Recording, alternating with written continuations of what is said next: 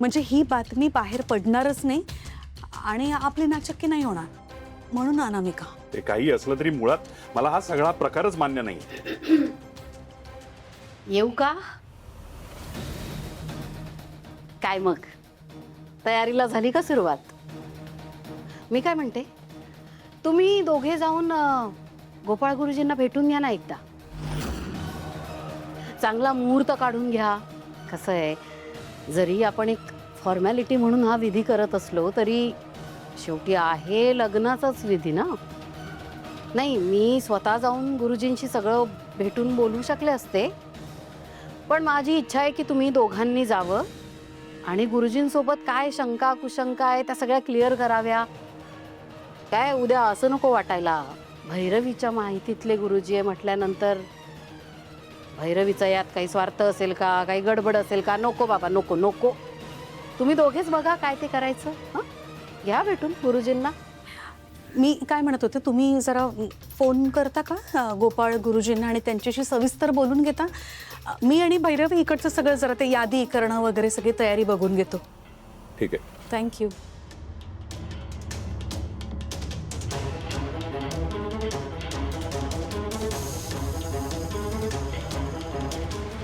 हे सगळं ठीक आहे, पण मला एक शंका आहे.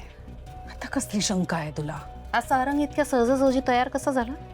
हां, काल परवा तर त्याने एवढा धिंगाणा घातला त्या गुरुजींच्या समोर.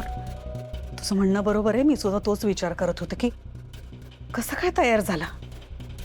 पण पण मी तुला म्हणाले ना, सावलीने त्याला गळ घातली आणि त्याला तयार केलं. तो सावलीच्या शब्दाबाहेर नाही अजिबात. तुला सुद्धा ठाऊक आहे ना. बाकी सगळं सोड, पण सावली खूप चांगली मुलगी आहे. तू विचार कर, तिच्यासाठी किती कठीण आहे हे सगळं. म्हणजे एखाद्या बायकोसाठी ही किती मोठी गोष्ट आहे की आपल्या नवऱ्याचं लग्न दुसऱ्या बाईबरोबर लावून देणं. आणि तरी सुद्धा आपल्यासाठी ते करते. आपल्याला पाप नाही न लागणार. आणि हे सगळं करून मला प्रॉमिस करा, हे संतती विरहाचा दोष वगैरे तिच्या पत्रिकेतून निघून जाईल ना? जाईल, 100% जाईल. नक्की ना? अगं, माझ्यावर विश्वास नाही तर गुरुजींवर तर विश्वास ठेव. हां, फक्त मला अजूनही विश्वास बसत नाहीये की सारंग तयार झालाय.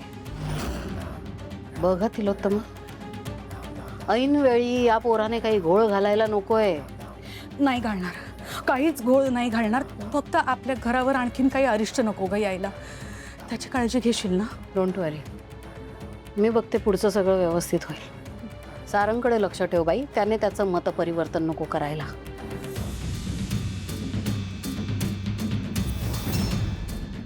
या सावली आणि सारंगने मिळून काही प्लॅनिंग तर केलं नसेल ना?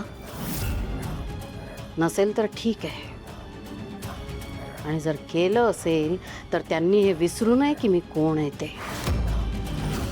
साध्या सरळ मार्गाने गेले तर ठीक, नाहीतर मीही त्यांना पुरून उरेन.